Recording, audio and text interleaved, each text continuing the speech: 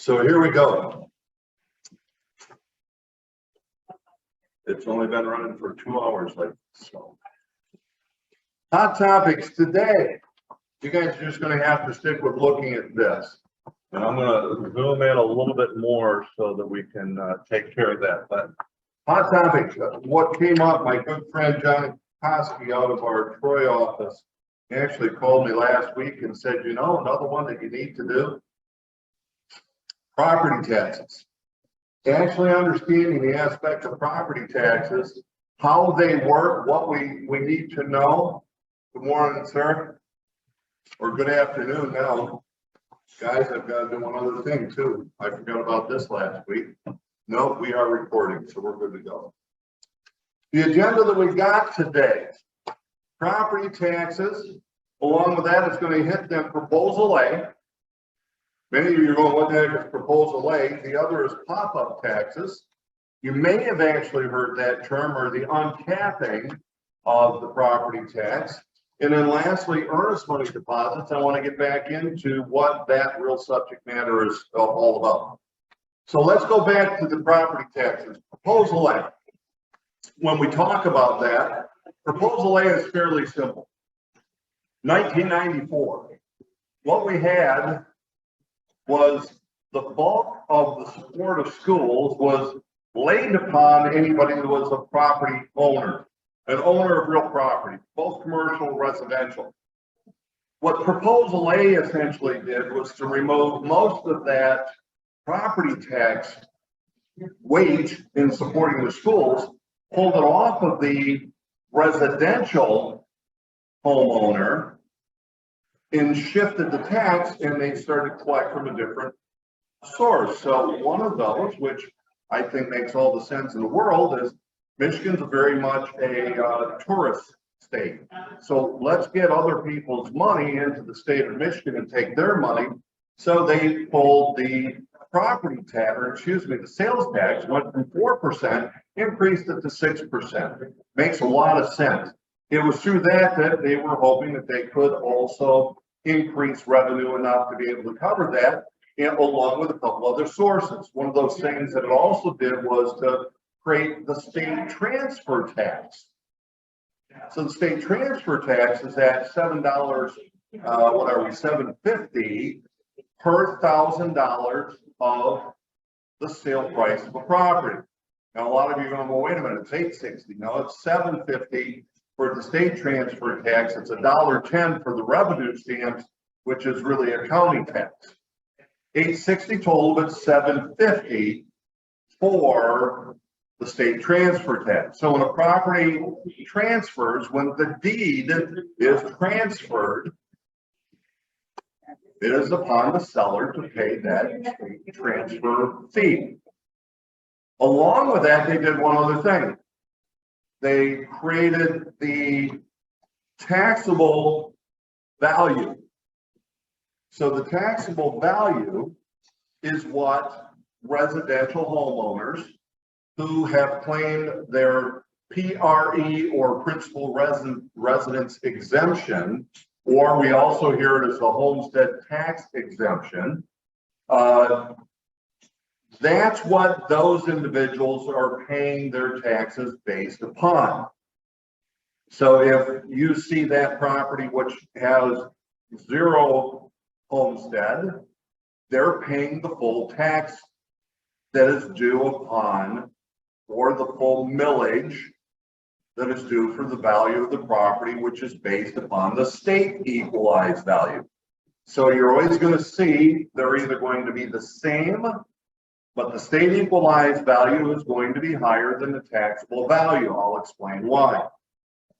See, the taxable value, they did this for the benefit of existing homeowner. It said that there's a limitation on what property taxes could increase, and it is this: 5% maximum based on the increase of value in regards to the property itself, or the rate of inflation, and it is whichever is less. So as long as the inflation rate wasn't going through the roof, we're not going to do any political messages today, But as long as the inflation is not going through the roof, everything else will fall directly into place. And therefore, whichever is less, we always knew it was going to be 5% or less. Well, what are we running into right now? Inflation is running at 7, 8, I don't know. I try not to listen to it. But here's what I know. It's higher than the 5% maximum. So therefore, guess what, gang? Your property taxes are likely to go up at least 5%, not just yours, but everybody who owns a residential property in the state of Michigan. Now, what does that really mean? What does that get down to? Upon the transfer or the sale of a property, taxes are, I'll use the term, uncapped. You see, it's going to go away from what the taxable value is, and the new homeowner will be paying taxes based upon the state equalized value. Basically, uncapping says, let's bring those two together. See, the taxable value was for the current homeowner. There's a new homeowner. Remove that taxable value, it's uncapped, and it will become what is more than likely a minimum of what the current state equalized value, as we know it, SEV, will be. So if it was at 100 and state equalized is at 150, here's what we know is a minimum. They're going to go up to 150. They can count on that. But what if the property sold for 160? The potential is, that means, let me rephrase that, what if the property sold for 320? Because we know the SEV is 1/2 of what the property's value basically is in the eyes of the state. We're going to keep it in simple terms. Then if you bought it for 320, and the state equalized value is 1/2 of what the value of the property is, then the SEV could go from 150 to 160. The taxable value could go from 100 to 160.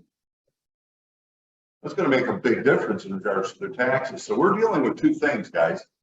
One is people are going to have a little bit of surprise coming up because they can anticipate that their tax bill is going to go up by 5%.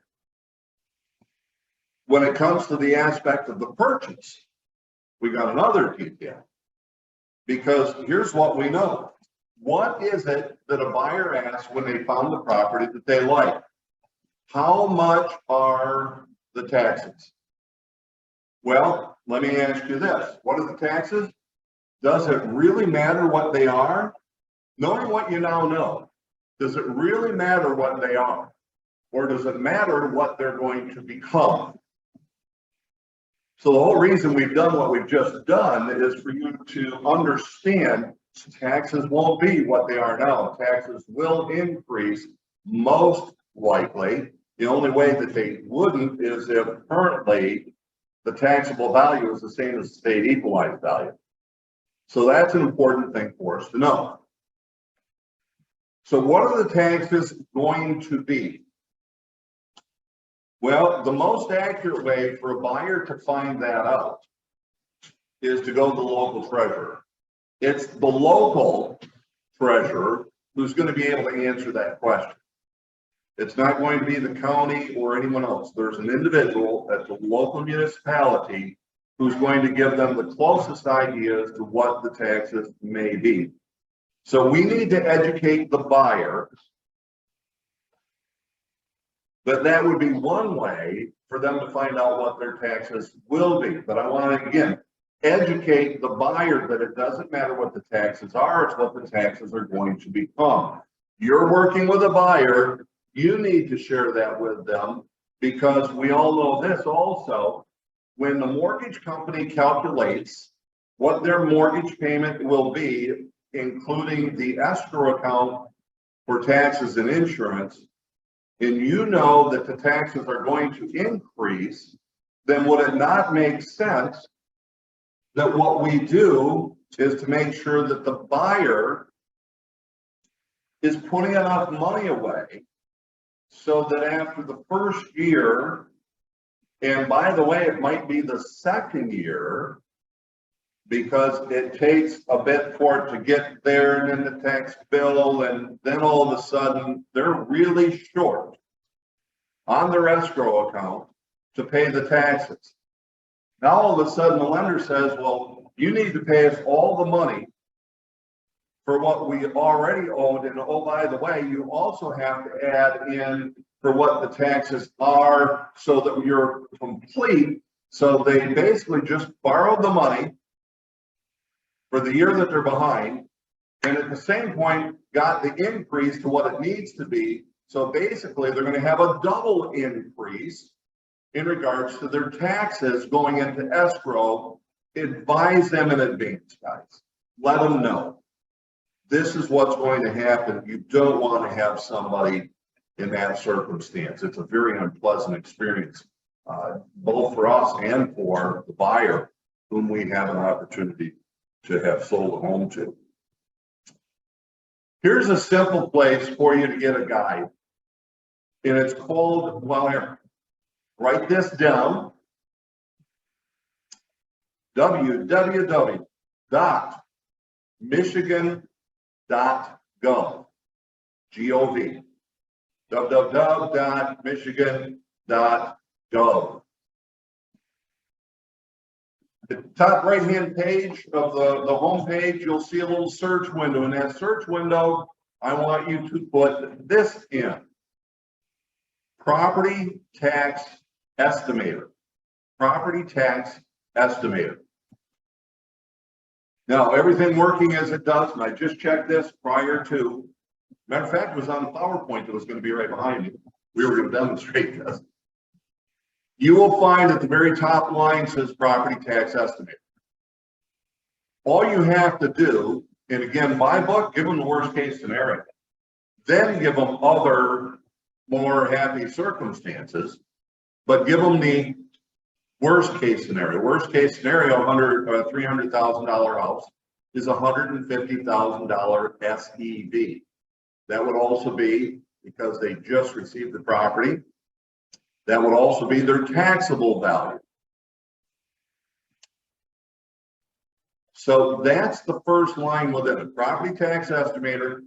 And then there's a paragraph that explains it down on the lower left. You'll even see what all the millage rates are. And by the way, make note of this, the millage rates are from 2 years previous. They're the most current, but they're probably 2 years old. Typically, they're not going to be that far off unless if there was a huge increase on something, but typically the government seems to be in Michigan happy with whatever the taxes are because they're going up as the property values go up. But they're current to 2 years ago. But it'll give you a solid idea, and again, we're hoping we're providing them the worst case scenario. It'll ask you what county they're in, what taxable municipality they're in, and what school district they're in within that, and it will give you two numbers.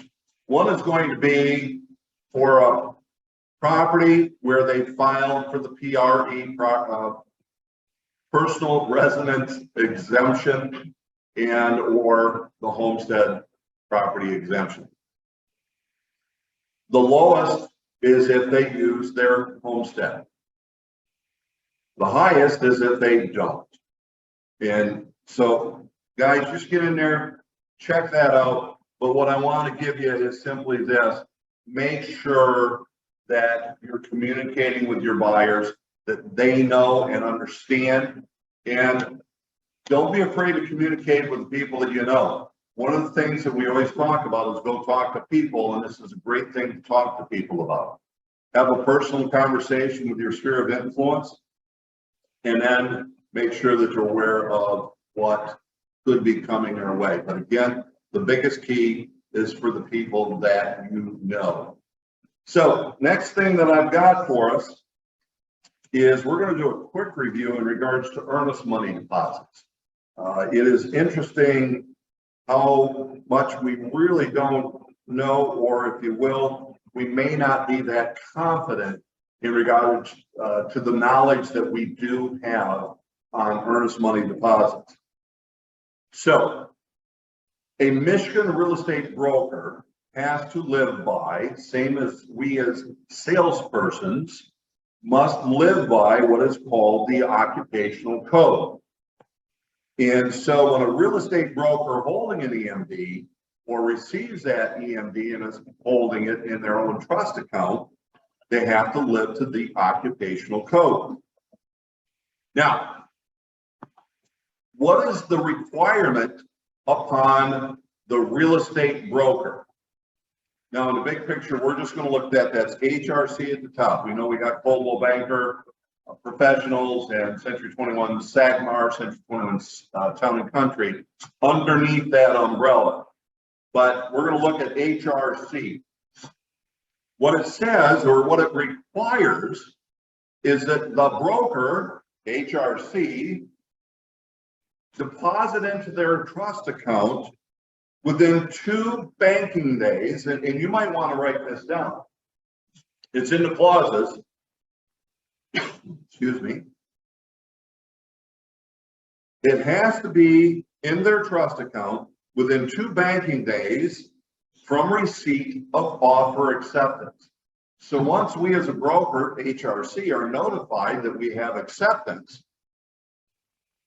by law, by the occupational code, the broker, HRC, must deposit into the trust account that earnest money.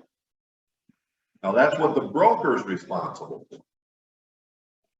What about us as salespeople? What does it say? What does the occupational code state that we as salespeople must do? Requires salespeople to remit the EMD, the deposit, to their broker, quote unquote, upon receipt. I'm your buyer and I hand you a check for earnest money deposit. You take it, not just our company policy and procedure manual, but the occupational code requires that we as salespeople get that check, that earnest money deposit in whatever form it is, to our broker, which means get it to the admin in the office upon receipt. Essentially, it means this. You wrote it up at McDonald's, well, you go from McDonald's to the office and you provide the earnest money deposit at that time to the admin.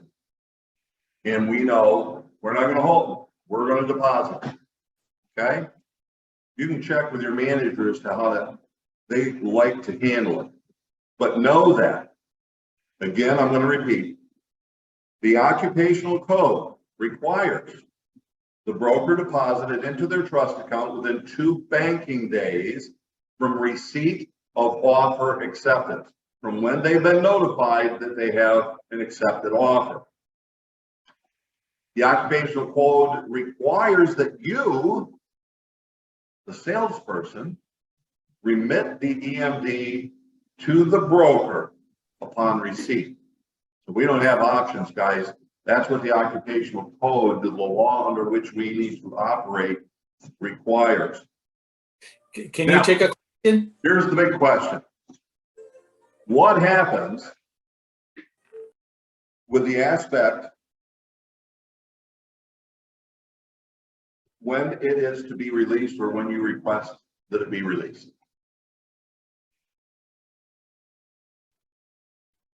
In simplest terms, it says we cannot hold it when there's no dispute. So what do we as a broker want to know? There's no dispute.